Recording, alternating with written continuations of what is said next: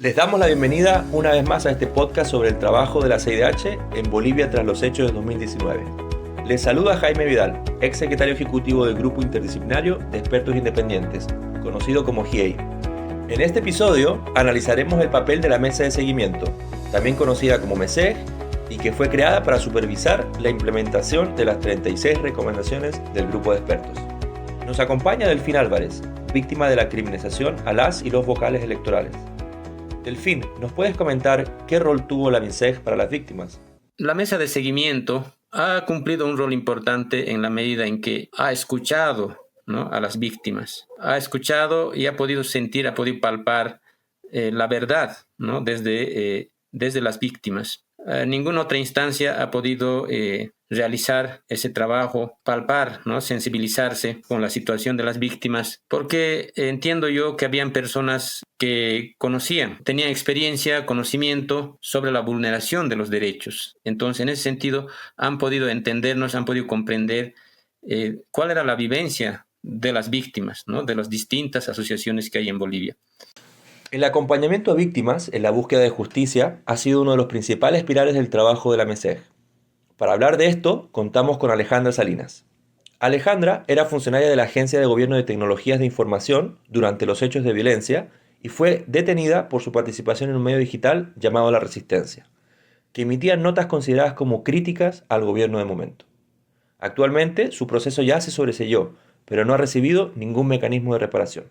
En mi caso fui detenida el 31 de diciembre y justo entraba como el último día del periodo que estaba investigando el GIEI. Entonces sí presenté mis papeles para dar mi testimonio y desde la investigación que pude dar mi testimonio al equipo que estaba investigando en terreno en Bolivia, no han dejado de contactarse, ¿no? Han hecho siempre el seguimiento, consultas de cómo va avanzando el caso o no va avanzando el caso. Entonces es desde que aparezco pudiendo dar mi testimonio con el equipo del GIEI en Bolivia que el MESEG también me ha seguido consultando, me ha seguido dando el apoyo, ¿no? También nos acompaña Mike Fraus, que es el vocero de una organización de víctimas de personas detenidas y torturadas. En el momento de los hechos, siendo aún menor de edad, fue detenido arbitrariamente y sometido a actos de tortura en el centro de detención policial donde lo llevaron. Realmente la comisión y la GIEI y la MESEC son los únicos que nos escuchan, son las únicas personas que nos escuchan tal como somos las víctimas y ellos velan por nosotros y ellos son más humanos que nuestras autoridades aquí en Bolivia. Realmente aquí mis autoridades en Bolivia no va a disculpar, pero no escuchan a las víctimas, pero la MESEC y la GIEI sí nos escuchan paso por paso. En el mismo contexto, Alejandra y Delfín relatan cómo el acompañamiento y estar en contacto con la MESEG ha formado parte de su proceso para buscar justicia y reparación. Yo la verdad es que creo que el lograr dar mi testimonio después de casi 11 meses de estar arrestada con arresto domiciliario, pero estar imputada en 2 casos y demás, ha sido una de las, yo creo que el primer paso para poder sanar en la primera instancia, porque he podido hablar del tema. Yo no tenía tanto miedo, era una instancia internacional, no era la policía boliviana que en ese entonces estaba persiguiendo y acosándome casi a diario en mi domicilio, ¿no? Entonces he sentido que era como que el primer paso para poder sanar y contar la verdad. Y las posteriores reuniones que he tenido, tanto del seguimiento, de la MESEC, he podido reunirme con psicólogo, hemos estado hablando mucho con los abogados. Yo creo que en mi caso ha servido para poder dimensionar en una parte cuáles son las medidas y los pasos que yo tengo que dar para buscar esta reparación, para buscar la justicia. Pero, como le digo, en la primera instancia, el poder dar mi testimonio creo que ha sido lo más importante. Creo que el acompañamiento ha sido, por una parte, como una especie de esperanza para las víctimas, porque por esa desconfianza hacia el mismo Estado, hacia el mismo gobierno. Entonces, el acompañamiento de la mesa de seguimiento es una razón de esperanza, porque nosotros tenemos el convencimiento de que el personal de la mesa de seguimiento nos entiende y entiende nuestra situación. Ahora escucharemos a Franco Albarracín, hijo del exdefensor del pueblo y que tuvo que huir de su casa cuando una turba la incendió en el marco de los hechos violentos. Considero que el MESEC es fundamental para el informe del GIEI, de lo contrario quedaba como uno de los muchos informes que se elaboraron respecto a la crisis del GIEI. El hecho de que el MESEC pueda tener entrevistas con víctimas de vulneraciones a derechos humanos, ya sea las de Sencata, Sacaba, Guayani, Vila Vila, los heridos en la zona sur de La Paz, los afectados por las casas incendiadas o todas las personas que han sufrido, creo que ha sido fundamental para mantener viva y pendientes las recomendaciones del GIEI. Estas entrevistas, este seguimiento ha sido muy importante para las víctimas como un instrumento de reclamo al Estado justamente para el cumplimiento de las recomendaciones. Yo me he topado con muchas víctimas que al momento de exigir el cumplimiento de la reparación integral del informe del GIEI, este fue el caso de una víctima de Vila Vila con la que tuve contacto hace más o menos 2 meses, utilizaba como base justamente el trabajo que hizo el MESEC, ¿no? Y cómo era fundamental en base a este trabajo que el Estado cumpla con sus obligaciones. En pocas palabras, considero que el trabajo del MESEC ha sido importante para generar de cierta manera, no presión, pero sí para mantener pendientes, constantes, visibles principalmente las recomendaciones del GIEI. Y esto se ha materializado a través de entrevistas, se ha materializado a través de visitas de la propia CIDH y del equipo del MESEC. Esto se ha materializado principalmente y obviamente a partir del informe que han publicado hace no mucho, donde se reflejan varios desafíos que aún tiene que afrontar el Estado, ¿no? Bajo su criterio, Franco nos comenta cuál ha sido el impacto del trabajo de la MESEC en los mecanismos de investigación y reparación. Yo creo que sí, en relación a los mecanismos de investigación y reparación, el trabajo que ha desarrollado durante el transcurso de los últimos años, el mecanismo ha sido muy importante, sobre todo a partir de distintas áreas. Principalmente creo que es fundamental reflejar las dificultades que existen respecto a los procesos de seguimiento e investigación y también el establecimiento de responsabilidad por graves vulneraciones a derechos humanos, principalmente en los casos más graves, ¿no? Me refiero a los casos de masacres y los casos de atentados, los casos de violencia.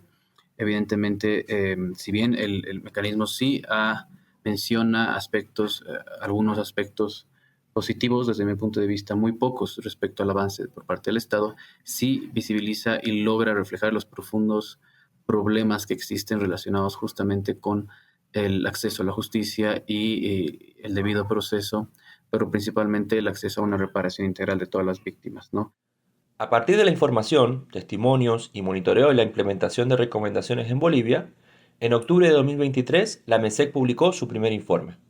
En él, identificó los avances y desafíos en la implementación de las 36 recomendaciones del informe del GIEI. Entre los avances destaca la aprobación de normas, como la Política Plurinacional de Reparación Integral o realización de actos de conmemoración a favor de las víctimas. Ahora, Franco nos habla sobre el impacto que tuvo el informe de la MESEC en Bolivia.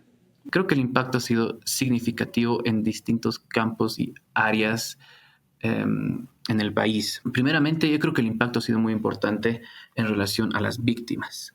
Yo me he encontrado con víctimas del 2019 que no estaban muy animadas para compartir su experiencia, ya sea por el dolor, ya sea por el trauma, inclusive puede ser la desconfianza, claro que sí, y que en el marco del trabajo del MESEC, la publicación del informe y un poco el impacto que ha tenido en general en el país, han asumido una posición tal vez diferente para así compartir la experiencia y explorar las posibilidades y el trabajo que desempeña el MESEC. Otro impacto importante que he podido observar ha sido en relación obviamente al impacto mediático, pero también de orden político, ¿no? Por lo menos en el caso de Bolivia, la llegada, la publicación del informe del MESEC sí tuvo un impacto, podría calificarlo relativo en medios de comunicación y en el ámbito político, pero este ha sido mucho más contundente y mucho más fuerte con la llegada hace muy poco del nuevo comisionado y del equipo del MESEC a Bolivia, ¿no? Ahora le preguntamos a Delfín Álvarez sobre el efecto de las medidas para cumplir con las recomendaciones. Nos convocaron y nos dijeron que iba a haber acceso a viviendas sociales, acceso a becas de universidades privadas, mejorar las condiciones de acceso al crédito, de fideicomiso. Va a haber, digamos, una bolsa de trabajo para los exvocales, entonces manden las listas. Nos dijeron que también se va a hacer el registro oficial de víctimas. Eso, o sea, ese mensaje desde el Ministerio de Justicia ha sido posterior al informe de la mesa de seguimiento. Entonces, yo entiendo que eso es fruto, producto o efecto del informe. Al relato de Delfín se suma Mike, quien cuenta más sobre el acompañamiento que ha recibido por parte de la MESEG. Nos hemos reunido con la comisión de la MESEG por Zoom y también aquí en la iglesia 25 de julio en persona, presencial. Nos han escuchado nuestros testimonios y también ellos exigen al Estado boliviano que tienen que cumplir, ¿no? Entonces, nosotros estamos agradecidos con la MESEG y la GIEI y que nos sigan escuchando porque son las únicas personas que no nos han abandonado hasta el día de hoy y son seres humanos que nos escuchan, ¿no? Para conocer un poco más, preguntamos a Alejandra por los avances en el seguimiento a las recomendaciones.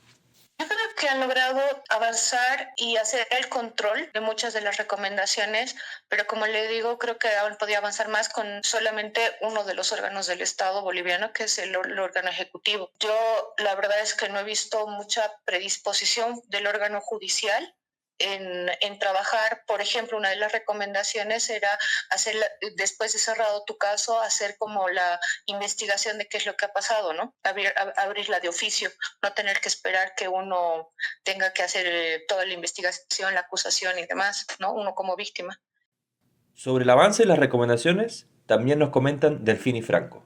En este momento, avances así significativos, lamentablemente no hay así palpables, ¿no? Hasta ahora son, por ejemplo, estas medidas de consuelo, como dije, son anuncios, pero en los hechos todavía no hay nada. Entonces, el Estado boliviano, por ejemplo, con nuestra asociación, el único acto que podemos decir que ha hecho por las ex autoridades electorales víctimas de violación a los derechos humanos es un acto de desagravio que hubo en el Viceministerio de Justicia, donde estuvo presente Joel Hernández de la CIDH. Creo que en general no existen avances significativos, más allá de las recomendaciones que la CIDH o el MESEC consideran que se han cumplido, algunas con las que yo no estaría totalmente de acuerdo, y con varias recomendaciones que tienen un cumplimiento parcial, que considero que tampoco en algunos casos no habría un cumplimiento más allá de algunas acciones puntuales que ha establecido el Estado. Pero estoy convencido de que en su gran mayoría no hay un cumplimiento de parte del Estado, ni tampoco existe la voluntad política para cumplir con la mayoría de las recomendaciones. Específicamente, preguntamos a Franco cuáles son los mayores retos para cumplir con las recomendaciones. Tienen mucho que ver con el ámbito de la justicia, y eso ya es una problemática de orden estructural que están inmersas en las recomendaciones del GIEI y que, tal como lo establece el informe, aún existen muchas dificultades y, desde mi punto de vista personal, falta de voluntad política para cumplir con la mayoría de las recomendaciones relacionadas con la crisis de la justicia y la falta de independencia de autoridades que administran justicia. Entonces, yo creo que ese es uno de los principales problemas, todas aquellas que guardan relación con la justicia.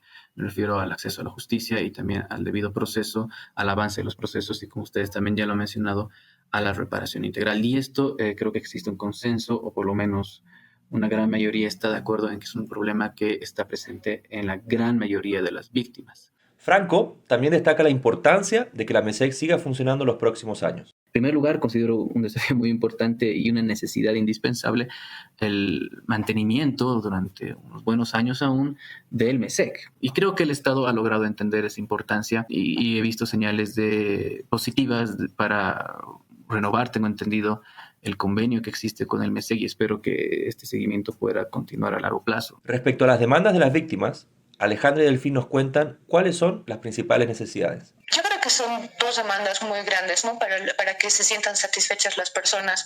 Una es el sentir que realmente ha habido justicia, ¿no? Y eso significa que las culpables estén en la cárcel, ¿no?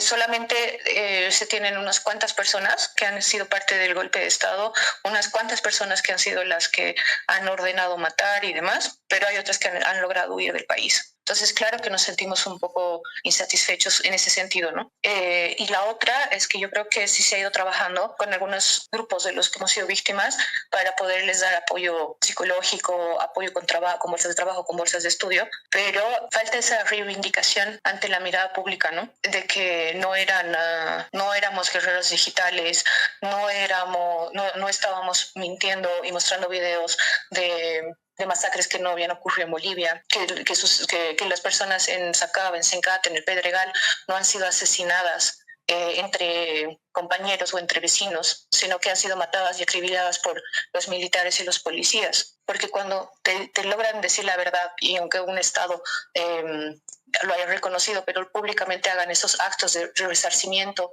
y desagravio, le diría yo, y realmente la gente empiece a aceptar esta verdad, va a ser cuando las familias logren también paz, ¿no?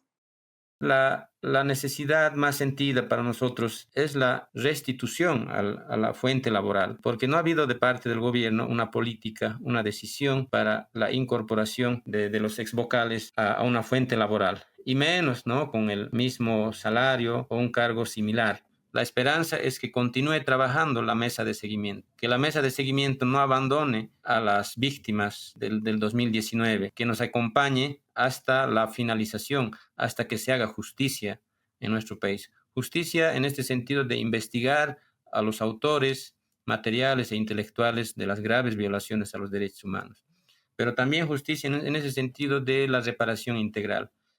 Es posible que, al escuchar este episodio, ya se hayan registrado nuevos avances o acontecimientos importantes, por lo que te invitamos a visitar la página web de la Comisión Interamericana para conocer la información más reciente. Desde la CIDH, agradecemos a todas las personas que nos escuchan y quienes nos han brindado sus testimonios para generar estos 2 episodios. Sus voces y perspectivas enriquecen el trabajo de diálogo entre la sociedad boliviana y el mandato de promoción y defensa de derechos humanos de la Comisión. Hasta la próxima.